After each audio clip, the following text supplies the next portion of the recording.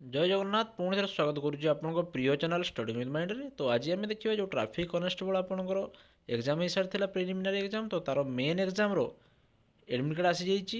ତ କାଇଣ୍ଡଲି ଆପଣମାନେ ଡାଉନଲୋଡ଼ କରିନିଅନ୍ତୁ ଏବଂ ଯେଉଁମାନେ ଏକ୍ଜାମ୍ ଦେବା ପାଇଁ ଏପିଆର୍ ହେଇଛନ୍ତି ତ ସିଲେକ୍ଟେଡ଼ ହେଇଛନ୍ତି ସେମାନେ ପଢ଼ିବାରେ ଲାଗି ପଡ଼ନ୍ତୁ। ଓକେ, ଚାଲନ୍ତୁ ତ କେମିତି କ'ଣ ରହିଛି ଡିଟେଲ୍ସ ନୋଟିଫିକେସନ୍ଟି ଆପଣଙ୍କୁ ଡେସ୍କ୍ରାଇବ୍ କରିଦେଉଛି ମୁଁ।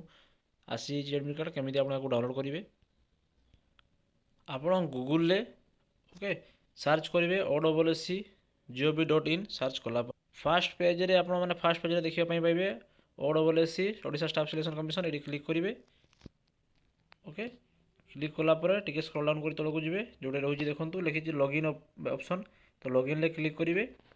କ୍ଲିକ୍ କଲା ପରେ ଆପଣ ଇମେଲ୍ ଆଇଡ଼ି ପାସୱାର୍ଡ଼ ଦେଇଦେବେ।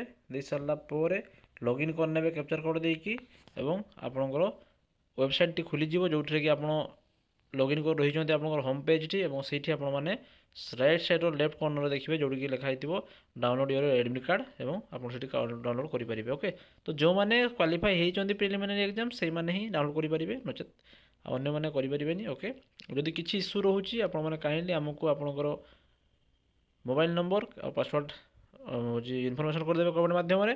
ଆମେ ଆପଣଙ୍କୁ ଏଡ଼ମିଟ୍ କାର୍ଡ଼ଟି କାଢ଼ି ଆମର ଯେଉଁ ରହିଛି ଅଫିସିଆଲ୍ ଷ୍ଟଡି ୱିଥ୍ ମାଇଣ୍ଡର ଷ୍ଟଡି ଚ୍ୟାନେଲ୍ ସେଇଥିରେ ଆମେ ଆପଣଙ୍କୁ ପ୍ରୋଭାଇଡ଼ କରିଦେବୁ। ଓକେ, ତ ଠିକ୍ ଅଛି, ଧନ୍ୟବାଦ, ଜୟ ଜଗନ୍ନାଥ।